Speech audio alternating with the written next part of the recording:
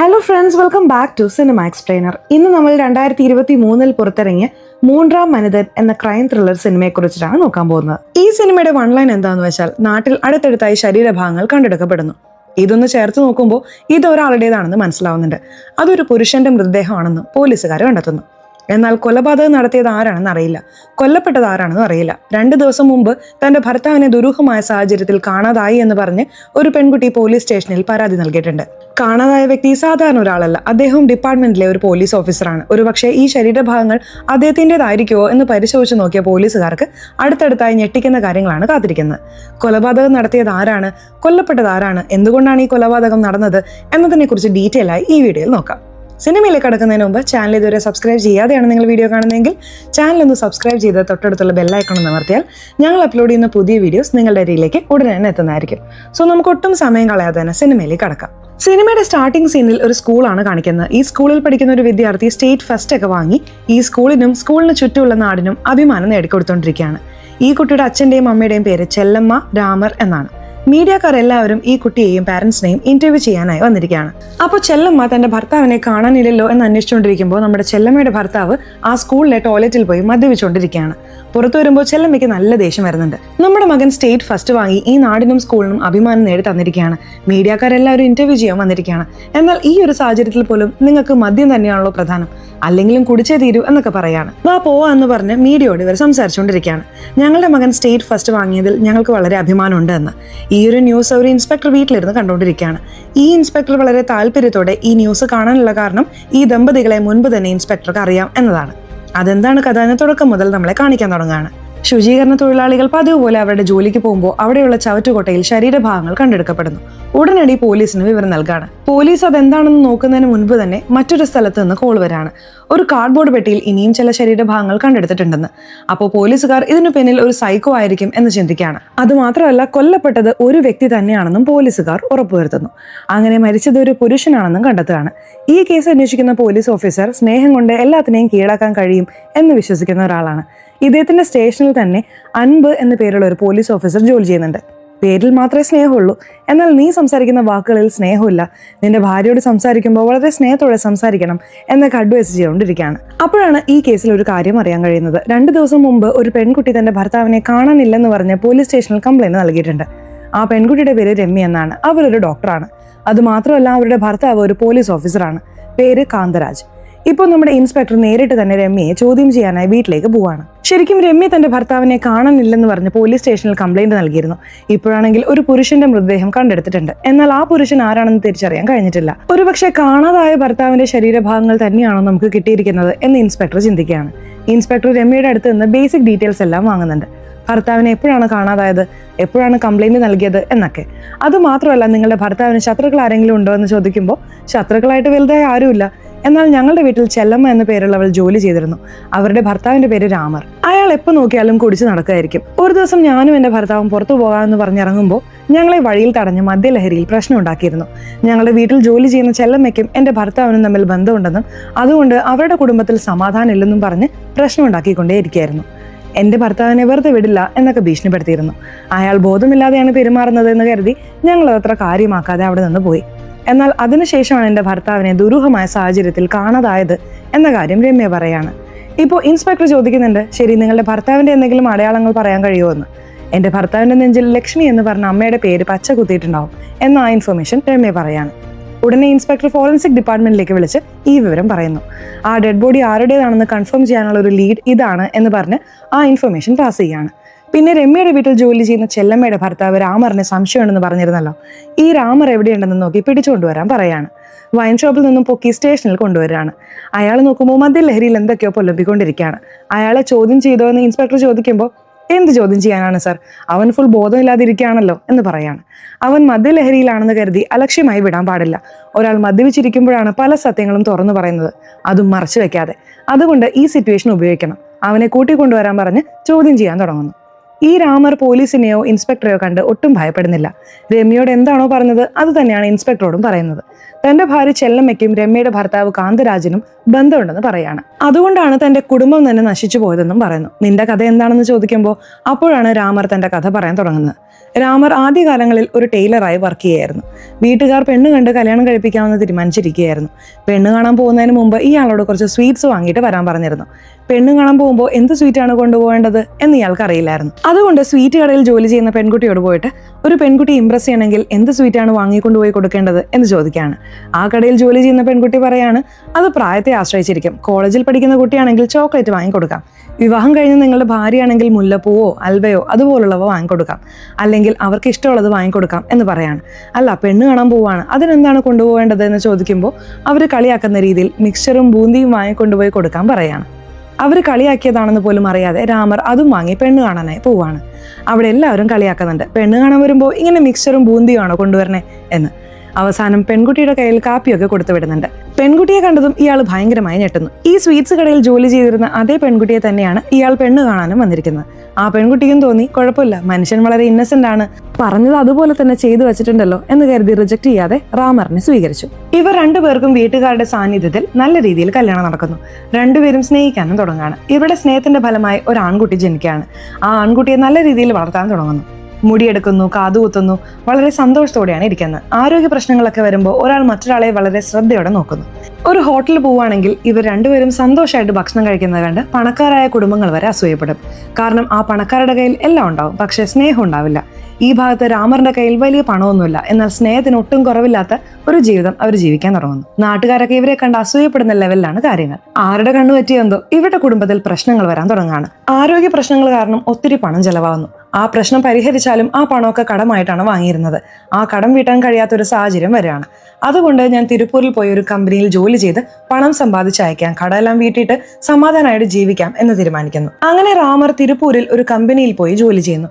സമ്പാദിക്കുന്ന പണം മുഴുവനും ഭാര്യയ്ക്ക് അയച്ചു കൊടുത്ത് ഭാര്യ ആ കടങ്ങളെല്ലാം ഏതാണ്ട് അടച്ചു തീർക്കുകയാണ്. ഇനി കുറച്ച് മാത്രമേ ഉള്ളൂ, അതും കൂടി അടച്ചു തീർന്നാൽ പിന്നെ ഇത്ര കഷ്ടപ്പെടേണ്ടി വരില്ല, സമാധാനമായി ജീവിക്കാം എന്നവർ തീരുമാനിക്കുകയാണ്. ഒരു ഉത്തരവാദിത്തമുള്ള ഭർത്താവായി ജോലി ചെയ്തുകൊണ്ടിരിക്കുകയായിരുന്നു അദ്ദേഹം. അപ്പോഴാണ് ഒരു ദിവസം സുഖമില്ലാതെ വരുന്നത്.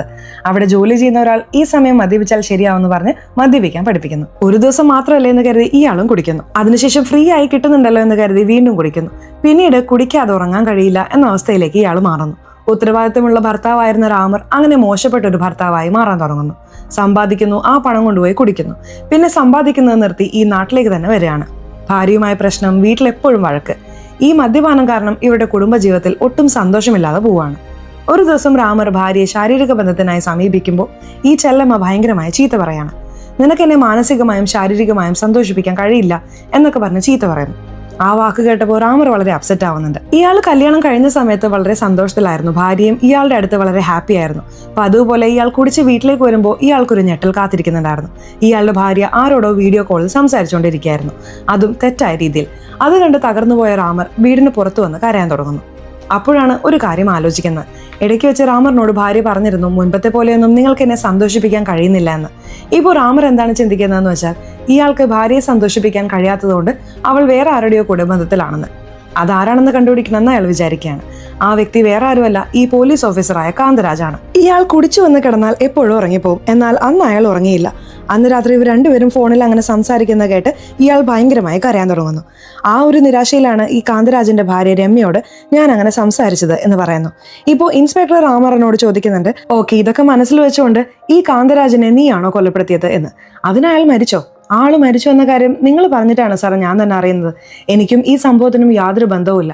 എന്ത് തന്നെയാണെങ്കിലും 12 മണിക്ക് വൈൻ ഷോപ്പ് തുറക്കും, എന്നെ വിട്, ഞാൻ പോയി ഒരു പെഗ് അടിച്ചിട്ട് വരാം എന്നൊക്കെ കെഞ്ചിക്കൊണ്ടിരിക്കുകയാണ്. എടാ, നീ എന്താ ഇങ്ങനെ അഭിനയിക്കുന്നത് എന്ന് ചോദിച്ച് രാമറിനെ അടിക്കാനായി സെല്ലിലേക്ക് വലിച്ചുകൊണ്ട് പോകുന്നു. അപ്പൊ ഈ ഇൻസ്പെക്ടർ പറയുന്നു, ആ രാമറിനെ വിട്ടേക്ക്, എനിക്കെന്തോ അവൻ പ്രതിയാണെന്ന് തോന്നുന്നില്ല എന്ന്. എന്താണ് സാർ പറയുന്നത്? അവൻ അഭിനയിക്കുന്നതാണ് സാർ എന്ന് പറയുമ്പോൾ, ശരിക്കും അവൻ കൊലയാളി ആയിരുന്നെങ്കിൽ നമ്മളെ കണ്ടും ഈ സ്ഥലം കണ്ടും തീർച്ചയായിട്ടും ഭയന്നേനെ. എന്നാൽ അവൻ ഒട്ടും ഭയപ്പെടുന്നില്ല. അത് മാത്രമല്ല, എന്നോട് തന്നെ മദ്യപിക്കാൻ പെർമിഷൻ ചോദിക്കുന്നു. അവന്റെ ശ്രദ്ധ മുഴുവൻ മദ്യപിക്കുന്നതിൽ മാത്രമാണ്. അതുകൊണ്ട് അവനെ വിട്ടേക്കാൻ പറയുന്നു. അങ്ങനെ പോലീസുകാരും അവനെ വിടുന്നു. ഈ ഒരു സാഹചര്യത്തിൽ മറ്റൊരു സ്ഥലത്ത് വികൃതമാക്കപ്പെട്ട നിലയിൽ ഒരു തലയൊട്ടി കിട്ടിയിട്ടുണ്ടെന്ന് വിവരം വരുന്നു. ഉടനടി ഇൻസ്പെക്ടർ അവിടെ പോയി പരിശോധിക്കുകയാണ്. ഫോറൻസിക് ഡിപ്പാർട്ട്മെന്റ് പറയുന്നുണ്ട്, തെളിവ് നശിപ്പിക്കാനും ആളെ തിരിച്ചറിയാതിരിക്കാനും വേണ്ടിയിട്ടാണ് ഈ രീതിയിലൊക്കെ ചെയ്തു വെച്ചിരിക്കുന്നതെന്ന്. എന്നാൽ അത് നമ്മുടെ കാന്തരാജന്റെ ശരീരഭാഗങ്ങളും തലയുമാണെന്ന് കൺഫേം ആയി. പിന്നീട് കാന്തരാജന്റെ ഭാര്യ രമ്യയുടെ കോൾ ഡീറ്റെയിൽസ് എല്ലാം പോലീസുകാർ ചെക്ക് ചെയ്ത് നോക്കി. അതിലൂടെ ഗൗതം എന്നൊരാൾ രമ്യയുമായി നിരന്തരം കോണ്ടാക്ട്സിൽ ഉണ്ടായിരുന്നു എന്ന് മനസ്സിലാവുന്നു. കാന്തിരാജിനെ കാണാതാകുന്നതിന് മുമ്പ് കുറച്ച് ദിവസങ്ങൾക്ക് മുമ്പ് ഇവരുടെ കണക്ഷൻ കട്ടായിട്ടുണ്ട്. ഒരുപക്ഷെ രമ്യയും ഈ ഗൗതവും പ്ലാൻ ചെയ്ത് ഈ കാന്തിരാജിനെ തീർത്തതായിരിക്കോ എന്ന് സംശയിച്ച് ഈ ഗൗതമിനെ ചോദ്യം ചെയ്യാമെന്ന് കരുതി അവനെ ചോദ്യം ചെയ്യാൻ തുടങ്ങുന്നു. ഈ ഗൗതമാണെങ്കിൽ ഈ രമ്യ ഒരു രാക്ഷസിയാണ് എന്ന് പറഞ്ഞിട്ടാണ് കഥ തന്നെ തുടങ്ങുന്നത്. ശരിക്കും രമ്യ ജോലി ചെയ്യുന്ന ഹോസ്പിറ്റലിൽ തന്നെയാണ് ഈ ഗൗതവും ജോലി ചെയ്തിരുന്നത്. ഈ ഹോസ്പിറ്റലിലുള്ള എല്ലാവരും രമ്യയുടെ പുറകെയായിരുന്നു. ആ കൂട്ടത്തിൽ ഗൗതമിനും രമ്യയെ വളരെ ഇഷ്ടമാണ്. ഒരു ദിവസം രമ്യ വന്ന് എനിക്കൊരു സഹായം ചെയ്യാൻ കഴിയോ, ചോദിക്കാൻ ബുദ്ധിമുട്ടുണ്ട് എന്ന് പറയുന്നു. നീ ചോദിക്ക് രമ്യ, ഞാൻ ചെയ്തു തരാം എന്ന് ഗൗതവും പറയുന്നുണ്ട്. ഒരു ടിഷ്യൂ പേപ്പർ കൊടുത്തിട്ട് ഇതിൽ ഒരു പുരുഷ ബീജത്തിന്റെ അംശമുണ്ടോ എന്ന് ചെക്ക് ചെയ്ത് പറയാൻ കഴിയുമോ എന്ന് ചോദിക്കുന്നു. ഓക്കെ, ചെക്ക് ചെയ്ത് പറയാമെന്ന് പറഞ്ഞ് അയാൾ ചെക്ക് ചെയ്ത് നോക്കുകയാണ്. അങ്ങനെ ചെക്ക് ചെയ്തതിൽ ആ ടിഷ്യൂ പേപ്പറിൽ കഫം മാത്രമാണ് ഉണ്ടായിരുന്നത്. എന്നാൽ ഇവളുടെ കുടുംബത്തിൽ എന്താണ് നടക്കുന്നത്, എന്തുകൊണ്ടാണ് ഇങ്ങനെ ടെസ്റ്റ് ചെയ്യാൻ പറഞ്ഞത് എന്നറിയാൻ വേണ്ടി ഇയാൾ രമ്യയോട് കള്ളം പറയുന്നു. അതെ, ആ ടിഷ്യൂ പേപ്പറിൽ ബീജത്തിന്റെ അംശം തന്നെ ഉണ്ടായിരുന്നു. എന്താണ് കാര്യം എന്ന് ചോദിക്കുമ്പോൾ രമ്യ വളരെ സങ്കടപ്പെട്ട് ഫീൽ ചെയ്യാൻ തുടങ്ങുന്നു. ഇയാൾ ആശ്വാസം നൽകുന്നു എന്ന പേരിൽ രമ്യയുടെ ജീവിതത്തിലേക്ക് മൂന്നാമതൊരാളായി നുഴഞ്ഞു കയറാൻ തുടങ്ങുന്നു. അപ്പോൾ രമ്യ വീട്ടിലെ പ്രശ്നങ്ങൾ മുതൽ ബെഡ്റൂമിലെ പ്രശ്നങ്ങൾ വരെ എല്ലാം ഷെയർ ചെയ്യുന്നു. അതുമാത്രമല്ല, അവരുടെ വീട്ടു ജോലി ചെയ്യുന്ന ചെല്ലമ്മയ്ക്കും ഭർത്താവ് കാന്തിരാജനും ബന്ധമുണ്ടോ എന്ന് സംശയിക്കുന്നതായും പറയുന്നു. ആ സംശയം മാറ്റാൻ വേണ്ടി വീട്ടിൽ ക്യാമറ ഫിക്സ് ചെയ്തിട്ടുണ്ട്. ക്യാമറ ഫിക്സ് ചെയ്യാൻ സഹായിച്ചത് ഗൗതമാണ്. അങ്ങനെ ക്യാമറ ഫിക്സ് ചെയ്ത് ആ വീഡിയോ ഫുട്ടേജ് എടുത്ത് നോക്കിയപ്പോൾ രമ്യ സംശയിക്കുന്ന പോലെ കാന്തിരാജനും ചെല്ലമ്മയ്ക്കും ഇടയിൽ ഒന്നുമില്ല എന്ന് വ്യക്തമായി. പ്രശ്നം പരിഹരിക്കപ്പെട്ടു. ഇപ്പൊ എനിക്ക് സമാധാനമുണ്ട് എന്ന് രമ്യ ഗൗതമിനോട് പറയുന്നു. അപ്പോഴാണ് ഗൗതം തന്റെ വല വിരിക്കാൻ തുടങ്ങിയത്. വീട്ടിൽ ക്യാമറ വെച്ചപ്പോൾ തന്നെ രമ്യയുടെ വീട്ടിലെ ബാത്റൂമിലും ഒരു ക്യാമറ വെച്ചിരുന്നു. ആ വീഡിയോ കാണിച്ച് ഭീഷണിപ്പെടുത്താൻ തുടങ്ങി. രമ്യയുടെ കുടുംബ പ്രശ്നത്തിൽ ഇടപെട്ട് ആശ്വസിപ്പിച്ച് രമ്യയെ സ്വന്തമാക്കാം എന്നാണ് പ്ലാൻ ചെയ്തിരുന്നത്. അത് നടന്നില്ല. ഇപ്പോൾ ഈ വീഡിയോ ഫുട്ടേജ് വെച്ച് ഭീഷണിപ്പെടുത്തി സ്വന്തമാക്കാമെന്ന് വിചാരിക്കുന്നു. രമ്യ ഗൗതമിനെ വീട്ടിലേക്ക് വിളിച്ച് 3 ലക്ഷം രൂപ കൊടുത്തിട്ട് ഇത് ഇവിടെ വെച്ച് നിർത്തണം, ദയവ് ചെയ്ത് ഇങ്ങനെയൊന്നും ചെയ്യരുത്, ആ വീഡിയോ ഫുട്ടേജ് തരണം എന്ന് പറയുന്നു. അപ്പോൾ അവൻ 1 രൂപ കൂട്ടി തിരിച്ചു കൊടുത്തിട്ട് നീ ഞാൻ പറയുന്നത് പോലെ കേൾക്കണം, ഇല്ലെങ്കിൽ നീ എന്നോട് ചോദിച്ച ടിപ്സ് ഒക്കെ ഉണ്ടല്ലോ ഭർത്താവിനെ ആകർഷിക്കാൻ, അതൊക്കെ ഞാൻ പുറത്തു വിടും എന്ന് പറഞ്ഞ് ഭീഷണിപ്പെടുത്താൻ തുടങ്ങുന്നു. അപ്പോൾ ചെല്ലമ്മ അവിടെ ഉള്ളത് കൊണ്ട് നീ പോ, നമുക്ക് പിന്നെ കാണാം എന്ന് പറഞ്ഞ് അപ്പോഴത്തേക്ക് പറഞ്ഞയക്കുന്നു. ഗൗതം എപ്പോഴാണ് ചാൻസ് കിട്ടുക എന്ന് കാത്തിരിക്കുകയായിരുന്നു. ഈ ഒരു സാഹചര്യത്തിൽ 2 ചെറിയ പയ്യന്മാർ ഗൗതമിന്റെ വീട്ടിൽ കയറി ഗൗതമിനെ ആക്രമിച്ച് ആ റെക്കോർഡ് ചെയ്ത എവിഡൻസ് എല്ലാം എടുത്തുകൊണ്ടുപോയി. അതുപോരാത്തതിന് ഈ ഗൗതമിന്റെ കൈവിരലും വെട്ടിയെടുത്ത് കൊണ്ടുപോയി. ഇതുകൊണ്ടാണ് സാർ ഞാൻ അവൾ രാക്ഷസിയാണെന്ന് പറഞ്ഞത്. ഞാൻ ഭീഷണിപ്പെടുത്തിയതിന് പകരമായി എന്നെ വളരെ ക്രൂരമായി ഭീഷണിപ്പെടുത്തി. അതിനുശേഷം ഞാൻ അവളുടെ വഴിക്ക് പോയിട്ടേ ഇല്ല എന്നവൻ പറയുന്നു. ഇപ്പോൾ ഇൻസ്പെക്ടർ രമ്യയെ ചോദ്യം ചെയ്യാനായി വന്നിരിക്കുകയാണ്. നിങ്ങൾക്കും ഭർത്താവിനുള്ള ബന്ധം എങ്ങനെയായിരുന്നു, നിങ്ങൾക്ക് രണ്ടുപേർക്കിടയിൽ എന്താണ് പ്രശ്നം ഉണ്ടായിരുന്നത് എന്നൊക്കെ ചോദിക്കുകയാണ്. തുടക്കത്തിൽ പറയാൻ മടിക്കുന്നുണ്ടെങ്കിലും പിന്നീട് എല്ലാം വ്യക്തമായി പറയാൻ തുടങ്ങുന്നു. രമ്യയ്ക്കും ഭർത്താവ് കാന്തിരാജനും ആദ്യകാലങ്ങളിൽ ദാമ്പത്യ ജീവിതം നല്ല രീതിയിലാണ് പോയിക്കൊണ്ടിരുന്നത്. അതിനുശേഷം ഇവർക്കിടയിലുള്ള ആ കണക്ഷൻ ഇല്ലാതെയായി. വീക്കെൻഡ് ആയാൽ ഇവർ രണ്ടുപേരും പുറത്തു പോകുമായിരുന്നു. എന്നാൽ കാന്തിരാജ് ഇപ്പോൾ വീക്കെൻഡ് ആയാലും പുറത്തു കൊണ്ടുപോകുന്നതേയില്ല. ഇവർക്കൊരു ആൺകുട്ടിയുണ്ട്. അതുമാത്രമല്ല, കാന്തിരാജ് സമ്പാദിക്കുന്ന പണം മുഴുവനും അമ്മയുടെ വീട്ടിലേക്കാണ് കൊടുക്കുന്നതെന്ന് പറഞ്ഞ് രമ്യയ്ക്ക് ഭർത്താവിനോട് വളരെ ദേഷ്യം ഉണ്ടായിരുന്നു. കാരണം ഇവരുടെ അനിയത്തി സ്വന്തമായി വീടൊക്കെ വെച്ച് നല്ല നിലയിലെത്തി. ഒരാൾ മാത്രം സമ്പാദിക്കുന്ന അവൾ വീട് വെച്ച് നല്ല നിലയിലെത്തി. എന്നാൽ നമ്മൾ രണ്ടുപേരും നല്ല ജോലിയുള്ളവരാണ്, നല്ലപോലെ സമ്പാദിക്കുന്നുണ്ട്. പക്ഷെ ഇതുവരെ സ്വന്തമായ ഒരു വീട് പോലും ഇല്ല. നമ്മുടെ ലൈഫ് പ്ലാൻ ചെയ്യണ്ടേ എന്നൊക്കെ രമ്യ ചോദിച്ചാൽ ഇവർ തമ്മിൽ എപ്പോഴും വഴക്കാണ്. പതിവ് പോലെ ജോലിക്ക് പോകുമ്പോൾ മകനോട് ബൈ എന്ന് പറഞ്ഞിട്ട് പോയി. രമ്യയോട് ഒന്നും പറഞ്ഞില്ല. മകൻ അമ്മയോട് അച്ഛൻ പോവാണെന്ന് പറയുമ്പോൾ അച്ഛൻ പോയാലെന്താ, കുഴിയിൽ വീണാലെന്താ, എനിക്കെന്താ എന്നവർ ചോദിക്കുകയാണ്. ഇത് കണ്ട ചെല്ലമ്മ എന്താണ് മാഡം ഇങ്ങനെയൊക്കെ സംസാരിക്കുന്നത്, പോകുന്ന സമയത്ത് ഇങ്ങനെയൊക്കെ പറഞ്ഞാൽ ഫലിക്കും എന്ന് പറയുമ്പോൾ പിന്നെന്ത് പറയാനാണ്, ഭാര്യയായ ഒരാൾ വീട്ടിലുണ്ടെന്ന കാര്യം പോലും അയാൾ മാനിക്കുന്നില്ല. അതെനിക്ക് ഒട്ടും ഇഷ്ടമല്ല. നീ പറയുന്ന പോലെയൊന്നും ഫലിക്കില്ല, 4 പേരെ കൊന്നിട്ടേ അയാൾ പോകൂ എന്നൊക്കെ രമ്യ ദേഷ്യപ്പെടുന്നു. അതിനുശേഷം ഈവനിങ് കാന്തിരാജ് വരുമ്പോൾ തന്നെ ഒരു സാരി വാങ്ങിക്കൊണ്ട് വന്നിട്ടുണ്ട്. ആ സാരി ചെല്ലമ്മയുടെ കയ്യിൽ കൊടുത്തിട്ട് നാളെ നിങ്ങളുടെ മാഡത്തിന്റെ ബർത്ത്ഡേ ആണ്, ഇത് കൊടുത്തേക്ക് എന്ന് പറയുന്നു. ആ സാരി രമ്യയുടെ കയ്യിൽ കൊടുക്കുമ്പോൾ ഈ കളർ എനിക്ക് ഇഷ്ടമല്ലെന്ന് അയാൾക്കറിയാം.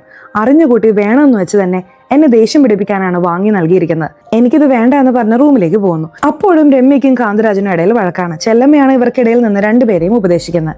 2 പേരും ആ ഉപദേശം കേൾക്കാൻ തയ്യാറല്ല. ഒരു ദിവസം രമ്യ പുറത്തു പോയിട്ട് വരുമ്പോൾ അവിടെയുള്ള ഒരു സ്ത്രീ നിന്റെ ഭർത്താവിനെ ഞാൻ ഹോസ്പിറ്റലിൽ കണ്ടിരുന്നു, അപ്പോൾ കൂടെ ചെല്ലമ്മ ഉണ്ടായിരുന്നു, അതെന്താണ് കാര്യം എന്ന് ചോദിക്കുകയാണ്. അതൊന്നും വലിയ കാര്യമല്ല എന്ന് പറഞ്ഞ് രമ്യ അത് ഇഗ്നോർ ചെയ്ത് പോവാണ്. അപ്പോൾ അവൾ ചിന്തിക്കുന്നുണ്ട്, ഒരുപക്ഷെ വീട്ടിൽ ജോലി ചെയ്യുന്ന ചെല്ലമ്മയോട് ഭർത്താവിന് താല്പര്യം തോന്നിയിട്ടുണ്ടാവോ, അതുകൊണ്ടാണോ എന്നോടുള്ള താല്പര്യം പോയതെന്ന് പലതും ചിന്തിച്ചുകൊണ്ട് വീട്ടിൽ വരുമ്പോൾ കിച്ചണിലിരിക്കുന്ന ഒരു മുളക് പൊടി പാത്രം താഴെ വീണ് പൊട്ടിയിട്ടുണ്ടായിരുന്നു. അത് ചെല്ലമ്മ ക്ലീൻ ചെയ്തുകൊണ്ടിരിക്കുകയാണ്. അപ്പോൾ കാന്തിരാജ് വീട്ടിൽ തന്നെയുണ്ട്. എന്ത് നോക്കിയാടി ജോലി ചെയ്യുന്നത് എന്ന് പറഞ്ഞ് അയാൾക്ക് ചുമ വരാണ്. ഉടനെ അവിടെയുള്ള ടിഷ്യൂ പേപ്പർ ഉപയോഗിച്ച് അവിടെ തന്നെ ഇട്ടിട്ട് പോകുന്നു. ആ സമയം രമ്യ വീട്ടിലേക്ക് കയറി വരുന്നു. ഈ ടിഷ്യൂ പേപ്പർ ഇങ്ങനെയാണോ ഇടുന്നത് എന്ന് ചോദിക്കുമ്പോൾ അല്ല സാറ് യൂസ് ചെയ്തിട്ട് ഇട്ടതാണ് എന്ന് ചെല്ലമ്മ പറയാണ്. അപ്പോൾ രമ്യ ഒരു കാര്യം ഓർക്കുന്നു. ഇവർക്ക് കല്യാണം കഴിഞ്ഞ ടൈമിൽ ഈ കാന്തരാജ് രമ്യയെ ഹഗ് ചെയ്തപ്പോൾ അറിയാതെ അവിടെ ഉണ്ടായിരുന്ന ഒരു കുപ്പി താഴെ വീണ് പൊട്ടിയിരുന്നു. അപ്പോൾ ഒരുപക്ഷെ ഇവള് കിച്ചണിൽ ജോലി ചെയ്തുകൊണ്ടിരിക്കുമ്പോൾ ഇതുപോലെ അയാൾ വന്ന് ഹഗ് ചെയ്തുകൊണ്ടാണോ പാത്രം താഴെ വീണ് പൊട്ടിയത് എന്ന് ചിന്തിക്കുന്നു.